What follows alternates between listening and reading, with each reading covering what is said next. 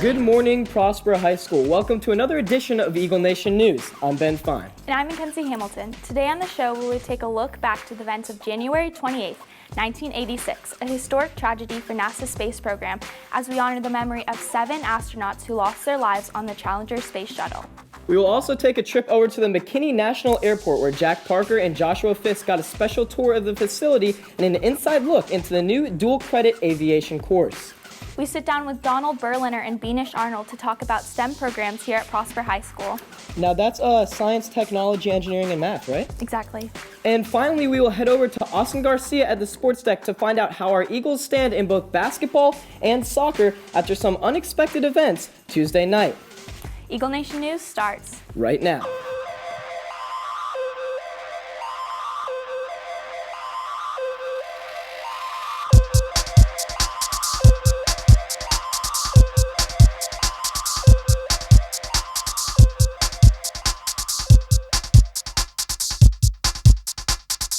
On January 28, 1986, the Space Shuttle Challenger lifted off from Cape Canaveral in Florida for its 10th mission into space. 73 seconds later, it exploded, taking the lives of all 7 astronauts on board, including a teacher named Krista McAuliffe. It became one of the defining moments of the 1980s and arguably the first historic tragedy captured on live television. Today marks the 30th anniversary of that fateful day. We go to JT Graham with a special historic retrospect. 90 seconds and counting. The 51. 30 years ago today, on January 28th, the Space Shuttle Challenger was lost over Central Florida when rocket boosters exploded 73 seconds into the flight, killing all 7 members on board. My God. Embarking on her 10th mission into space, the Challenger was the most flown orbiter in NASA's fleet. In an effort to increase public interest in space exploration, President Ronald Reagan announced the Teachers in Space program, and social studies teacher Krista McAuliffe was chosen among 11,000 applicants to join the crew into space. McAuliffe was scheduled to teach 2 live lessons in space, the first, the ultimate field trip, and the second, where we've been, where we're going, and why. The 2 lessons were to be broadcast via satellite to schools around the country. I would like to humanize the space age by giving a perspective from a non-astronaut, because I think the students will look at that and say, this is an ordinary person. This ordinary person is contributing to history, and if they can make that connection, then they're going to get excited about history, they're going to get excited about the future, they're going to get excited about space. We had a Send Your Teacher to Space contest, and our 3rd grade teacher, I think she was science, was the 2nd runner-up. So she literally went through all the training, she went through everything, and if this other teacher, if she didn't get to go, our teacher got to go. The shuttle launch was plagued by delays and unacceptable weather conditions. In the overnight hours of January 27th, temperatures at the launch pad dropped into the teens. Water pipes at the launch pad were open to prevent them from freezing and bursting, thus creating icicles of significant length on the launch pad structure. The following morning at 11:38 Eastern Standard Time, the Challenger's SRB ignited and launched as NASA's 25th shuttle flight. 73 seconds later, the Challenger and her 7 crew members slipped from view. We had one TV for the school. It was like a little 19-inch TV on top of a tall, rolly cart. And I remember as I'm watching them replay it over and over, noticing how completely silent it was in the room. I remember as a kid, they shut the doors, everything happened, and they launched, and the camera's followed up, and then it just explodes. And I remember the teachers panicking and seeing all the panic on the teachers' faces on, oh my gosh, people just died on camera in front of the whole school. What do we do? What do we do? In Mission Control, there was a burst of static on the air-to-ground loop as the Challenger disintegrated. Television screens showed a plume of smoke and water vapor from the hydrogen combustion where the shuttle had been, with pieces of debris falling towards the ocean. I think they ended up blaming it ultimately on some O-rings that did not seal off, and thus caused a fuel leak and caused the explosion of the external fuel tank, and the external fuel tank is what blew up. President Ronald Reagan postponed his State of the Union address and spoke to a grieving nation. 3 days later, he traveled to the Johnson Space Center to speak at the memorial service honoring the fallen crew members. We can find consolation only in faith, for we know in our hearts that you who flew so high and so proud now make your home beyond the stars safe in God's promise of eternal life. For Eagle Nation News, I'm JT Graham. NASA held a vigil at Cape Canaveral in honor of the astronauts. Course offerings for dual credit courses stem from agreements between high schools and universities or community colleges that allow high school students to earn college credit while still fulfilling high school academic requirements. Prosper High School has partnered with LeTourneau University to offer aviation to juniors and seniors during the 2016 fall semester. This course will give students a hands-on experience with airplanes and the McKinney National Airport. Jack Parker and Joshua Fisk traveled to the airport yesterday to meet with instructors and take a tour on what's in store for Prosper's future aviators.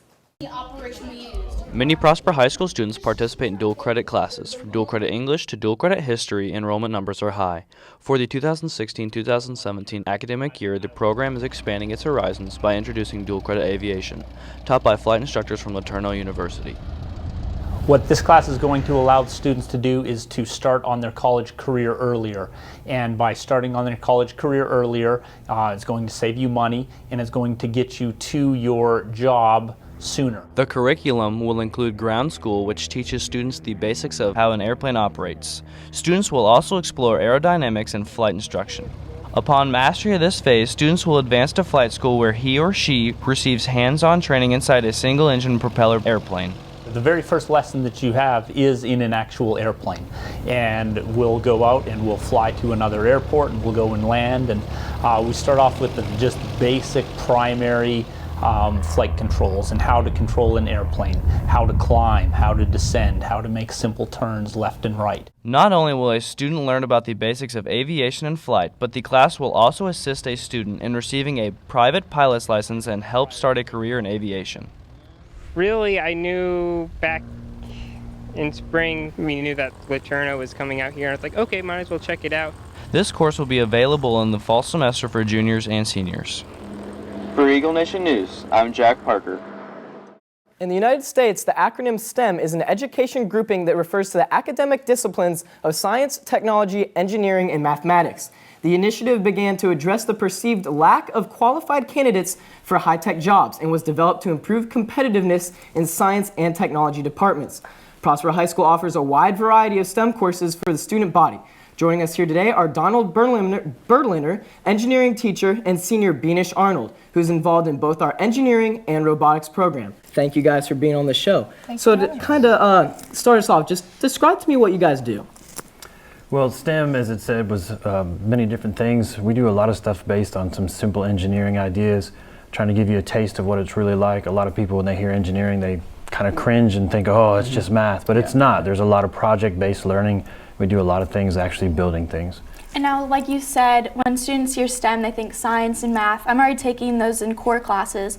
What differs a STEM class between these core classes students are already taking? Well, like your normal math and science classes, yeah, you're learning all the core stuff, but in these classes it's more hands-on. You learn how does math and science actually affect the real world. Can I use math to make something? How will it work and what do I need to fix type thing. How does this differ from like when you were in high school growing up?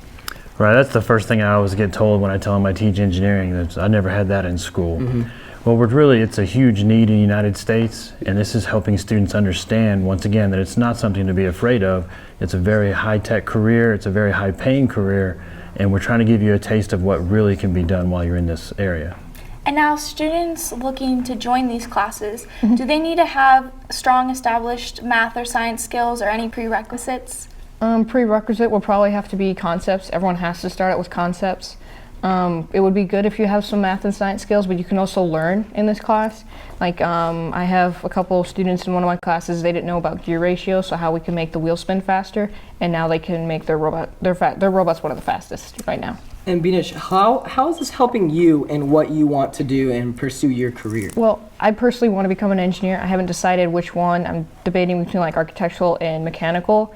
And having the robot classes, I've learned that if I put my mind to it and I can design it and build it, I can get it done. You guys also compete too, and right. Do you guys have any competitions coming up? Yes, we do. We have a VEX competition coming up on February 13th, and then we have FTC and FTC was last month, but FRC is coming up, and that's probably going to be around February 22nd or 23rd is when we have to finish our robot. All right, well, we're looking forward to it. Thank you for being on the show. Thank you. Thank you. Thank you. Prosper had a chaotic week in sports since last Friday. Unexpected upsets and a few surprises have marked this week. Austin Garcia is going to guide us through where the Eagles stand in district in both soccer and basketball with today's sports update.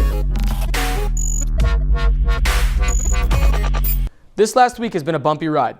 Boys basketball is coming off a tough loss on the road at Wiley East, in which the Eagles gave away a 20-point lead and eventually the game. The Prosper boys look to regain their stride as they take on the Wiley High Pirates on the road in a game that will break the four-way tie for first place atop the District 10-5A standings. The girls team regained their footing after the tough loss last Friday to McKinney North with a convincing win at Wiley East and look to continue their tear through the district as they also take on the Pirates this Friday night at Wiley. The boys and girls soccer teams take on McKinney North this Friday, but let's give you guys a little recap from the game at Sherman. Tuesday night, the Lady Eagles soccer team took the pitch against a less than average Sherman Bearcats team. The Lady Eagles got off to a hot start going into the half with a 3-0 lead and never looked back from there. Behind some fancy footwork and some pesky defense, they took the dub home with the final of 6-0, with goals from Gabby Gamboa, Brianna Pascali, Caitlin Havard, and a hat trick from freshman standout Diana Ordonez. The boys also played the Bearcats at Bearcat Stadium to open up district play in what turned out to be a much closer game than many expected. They came out hot and put several shots on goal, waiting for one to fall, and that's exactly what they got with their first and only goal of the night, scored by Boni Zarate. Careless mistakes and sloppy defense allowed the Bearcats to jump ahead with the 2-1 lead, and despite a late rally from the Eagles offense, they cannot overcome the deficit and dropped the first game of district 2-1. The girls play McKinney North at home this Friday, and the guys play at North. Come out and see what the Eagle soccer teams have cooking this year. That's it for Eagle Nation Sports. I'm Austin Garcia. Back to you guys at the couch. Thanks, Austin. Cutter Nielsen is standing by with everything you need to know going around Prosper High School. Here's your Daily Bullet. Hey, Prosper High School. Cutter Nielsen here with your Daily Bullet. Students of Prosper High, please return your library books. I beg of you, do it from me, please. If you're a kiddo out there that wants to take an AP test for a class they are not in, please see Ms. Vincent in the counseling office. The test will cost $92 to take.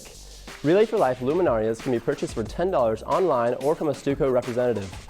On the night of the event, each of the personalized bags will be lit to honor those that have had cancer. Money will go directly to the American Cancer Society. People, your $2 are due to your 8th period teacher. And the volleyball tournament is tomorrow. So if you want to watch me quite possibly ride the bench the entire game, then I'd get that money in.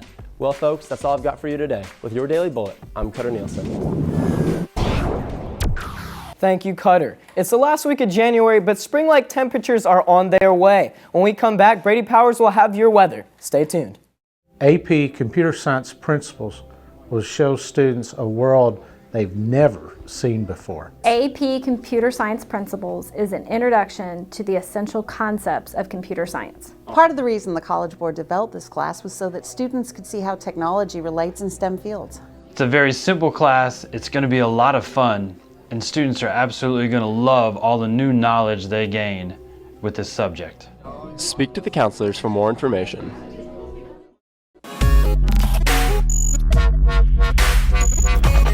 Good morning, Eagle Nation. It's Brady Powers here to give y'all your 3-day weather forecast. And I know most of y'all are wondering, Brady, when are we going to get those crucial snow days like northeastern United States got with their infamous Snowzilla blizzard? I have a project due Monday and I really don't want to do it. Well, sadly, there isn't any snow in the forecast for a while. I know, it's sad. In fact, as Ben said, those spring-like temperatures are headed our way as well. Well, moving on, according to weather.com, today's high will be 64 with a low around 41 degrees tonight. Tomorrow should be a high of 71 with a low of 46, so it shouldn't be too cold for you guys. And lastly, Saturday will be a windy one with a high of 71 degrees once again and a low of 53 degrees at night. Well, that's the weather around you. For your weather update, I'm Brady Powers, and I bring the thunder.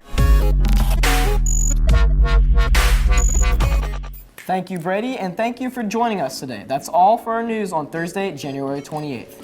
We will be off tomorrow for the student body volleyball tournament, but we will be back on Monday. I'm Ben Fein. And I'm Mackenzie Hamilton. Live long and prosper.